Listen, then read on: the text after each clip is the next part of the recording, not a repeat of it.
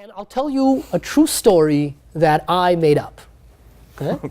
I mean it. I think this is a mystery that was painted a long time ago, over 100 years ago in playing cards, and I discovered this little mystery. And tonight, all of us here together are going to discover who killed the King of Hearts. Now, some would say that it was a suicide, going so far as to call him a suicide king, but it is simply not true. And today, I will show you why. Now, first, sir, you'll play detective, if you don't mind. Perfect. We've got a pack of playing cards here, 52 different cards. I'd like you, if you don't mind, I want you to cut the cards for me, if you would. And we're going to mark your cut for the time being. Perfect. And then I also have a little card, and everyone at home can play along. I'd like you to look for a card, not a king or a queen, but any number card that you see, and get a good one in your mind, and we're going to come back to that in just a moment. So now, why was this a murder? Well, one day, while looking at the cards, I discovered something very, very strange. I noticed that the King of Spades has 2 hands, right? Mirror image, but he didn't have any sleeves showing. I noticed that the King of Diamonds also had 2 hands, a mirror image, no sleeves showing. The King of Clubs, 2 hands, no sleeves showing. And it was only the King of Hearts who has not 1, not 2, not 3, but 4 hands. An extra pair. I was very curious.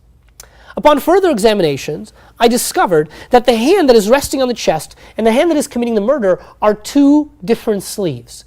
It is clearly someone else's hand killing the king. Whose hand is it?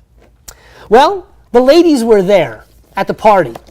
And that night, when we lined them up for questioning, we discovered something very interesting. I noticed while the Queen of Hearts, Clubs, and Diamonds were looking at me, the Queen of Spades refused to look me in the eye. I was instantly suspicious.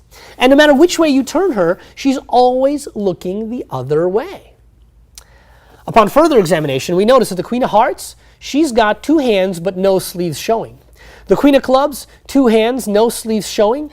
The Queen of Diamonds, 2 hands, no sleeves showing. It is only the Queen of Spades that has her sleeves showing. And if you look closely and you look at that rich bloody red, and you look at that gold, black, gold, those 3 lines, and you look at the hand committing the murder, you'll see the same rich red, the same gold, black, gold. It is clear that she killed the king. Now, why did she do this? Was the murder set up to collect the insurance money? I don't know. We're not here to guess at motives. We're only here to look at the cold, hard facts. And that's the final evidence. The final evidence that was found at the crime scene by our detective. Now, when you looked at all of these cards here on the sheet, you at home and everyone here, which card did you think of? Was it the 6 of Spades? Good. Because if you look at the card that was found by our detective, indeed it is the 6 of Spades. And you see, there's a reason, because it's not just any card. But you check, you go home tonight, you open up your pack of cards, take that old deck out of the drawer, and you'll discover this story is as true in my cards as it is in yours. Because in her hand, the killer holds a playing card. And not just any card, but the 1, 2, 3, 4, 5, 6 of Spades. Ladies and gentlemen, this case is closed. Oh.